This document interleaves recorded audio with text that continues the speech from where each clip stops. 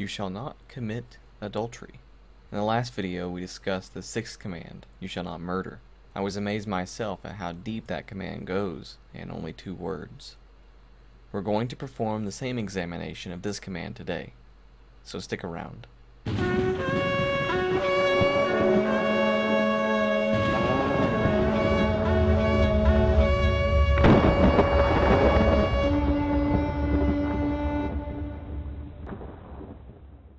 We've made it to the 7th command, the 3rd regarding man's relation to his fellow man. The first being honor your father and mother, and the second, you shall not murder. This one, you shall not commit adultery, is only 2 words in the original text. Lotin af. The 7th commandment that forbids adultery is a very important commandment given to protect the godliness of the home created by God. An unlawful relationship with someone other than one's spouse is a sin that destroys the marital relationship. Destroying a home established by God is a fatal sin that obstructs God's redemptive history. God established the home as a starting point to build His kingdom, and gave the 7th commandment to show dignity of the home. You see, it is the home that is the basic unit of God's covenanted community. Genesis 1:27-28. So God created man in His own image. In the image of God He created him.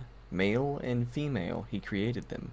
God blessed them, and God said to them, be fruitful and multiply, and fill the earth, and subdue it. Man and woman were created in order to work together to multiply and fill the earth. God explains the relationship further in chapter 2. He creates Adam and gives Adam a job in Genesis 2:15. Adam was to abad and shamar, to cultivate and keep the garden. Then in verse 18 he says, it is not good for man to be alone. I will make him a helper suitable for him. Adam was given a job, and then he was provided a helper in order to accomplish that job. You can watch our video on the job of Christians today for a glimpse into the job Adam had, and the same job man has had since Adam was created. And in order to ensure it was accomplished, Adam was given help.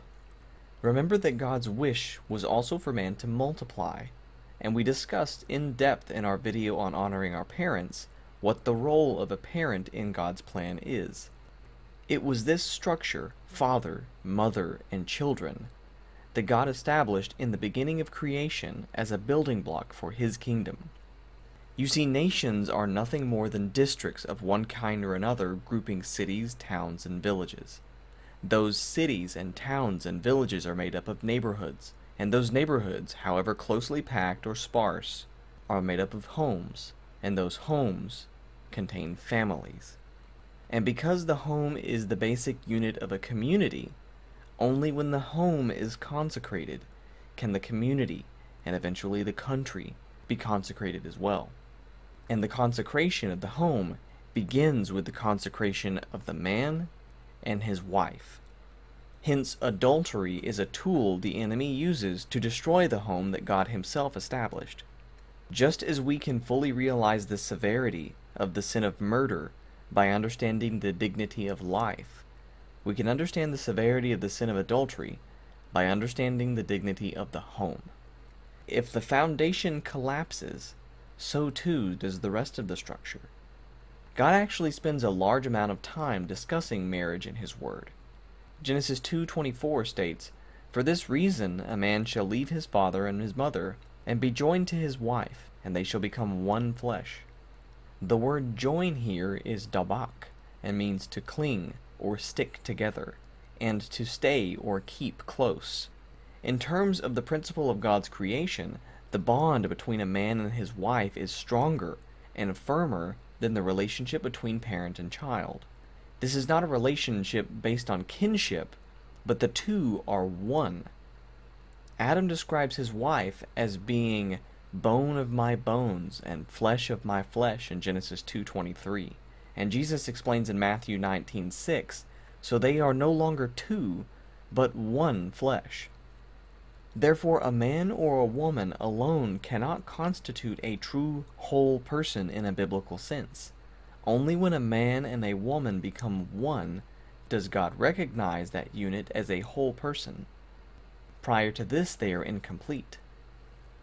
Paul echoes this in Ephesians 5:31. For this reason a man shall leave his father and his mother and be joined to his wife, and the two shall become one flesh. Quoting Genesis 2:24, he provides a warning in 1 Corinthians 6:16.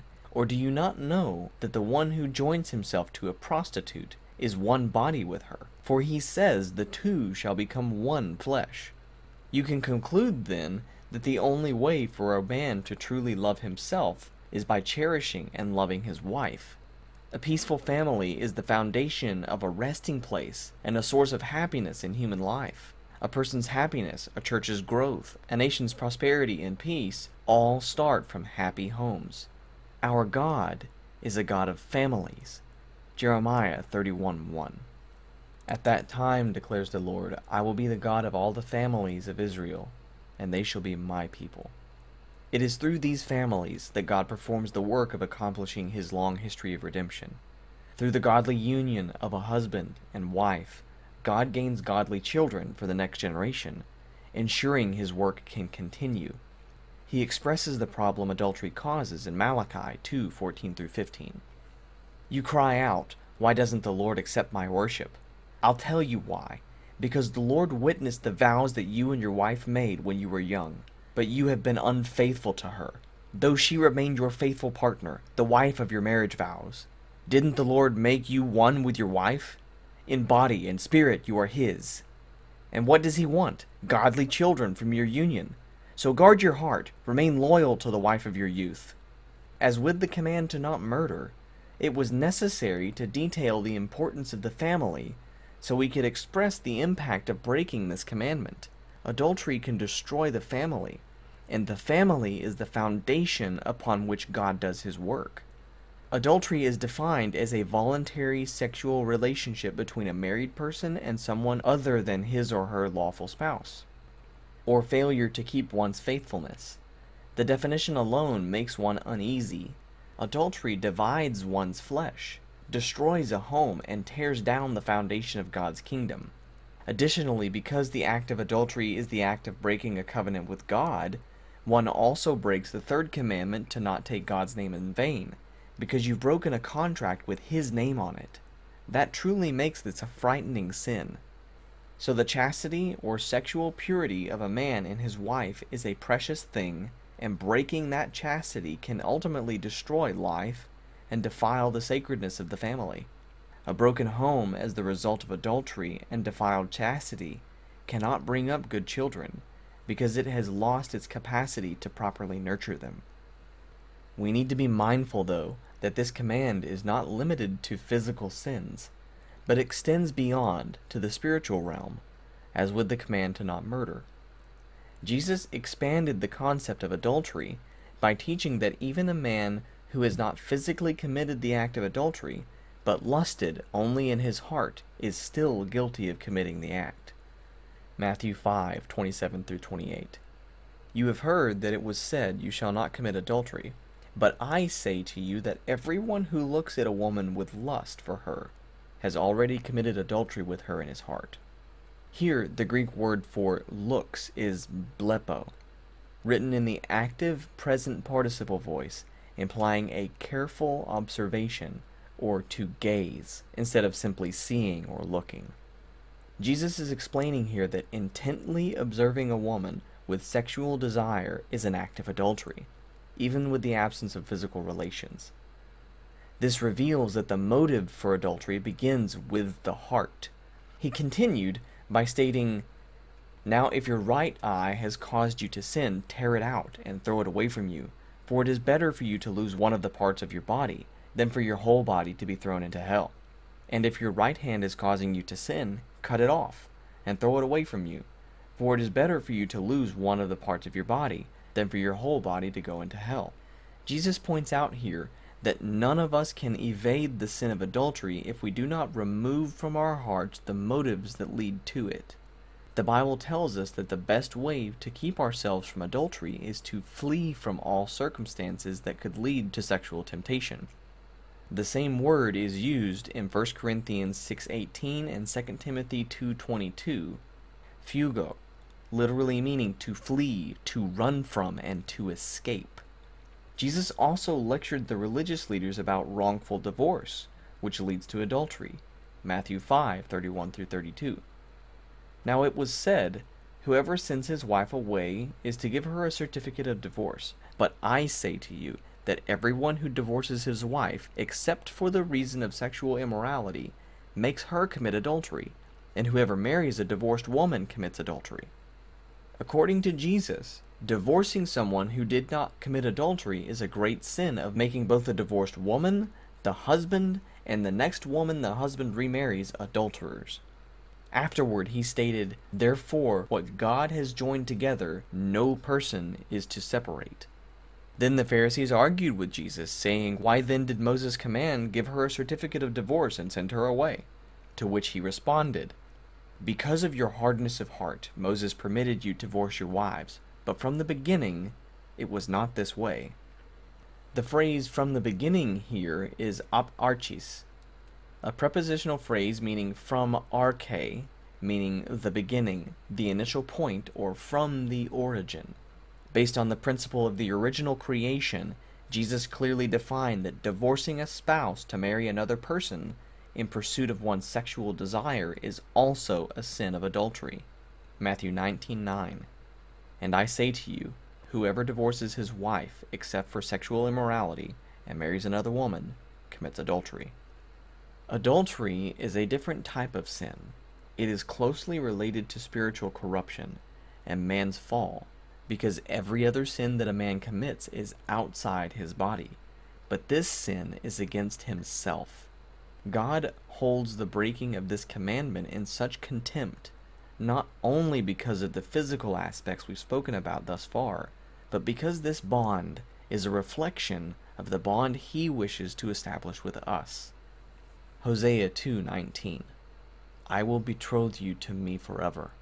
Yes, I will betroth you to me in righteousness and in justice, in favor and in compassion.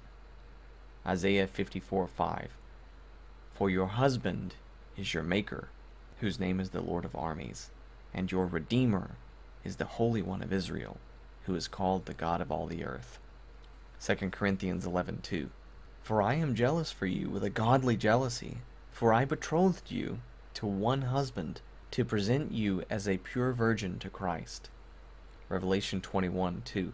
And I saw the holy city, New Jerusalem, coming down out of heaven from God, prepared as a bride adorned for her husband. Ezekiel 23:37. For they have committed adultery, and blood is on their hands. So they have committed adultery with their idols, and even made their sons whom they bore to me to pass through the fire to their idols as food. Jeremiah 3:8-9. And I saw that for all the adulteries of faithless Israel, I had sent her away and given her a certificate of divorce. Yet her treacherous sister Judah did not fear, but she went and prostituted herself also. And because of the thoughtlessness of her prostitution, she defiled the land and committed adultery with stones and trees. You see, to God, idolatry is akin to adultery, because he has entered into a covenant with us.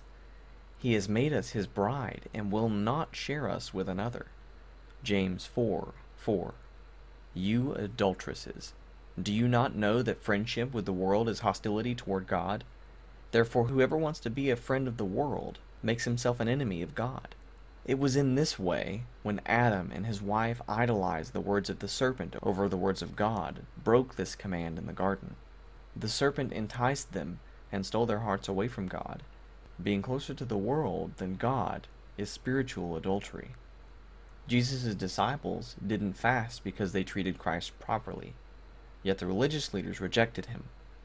I pray that instead, all of us can flee from sexual immorality, temptation, and spiritual idolatry, and keep ourselves pure, so that our spirits, souls, and bodies can be preserved complete and blameless, all the way until our bridegroom returns to take us home. Thank you for watching, everyone, and I'll see you all next time. God bless.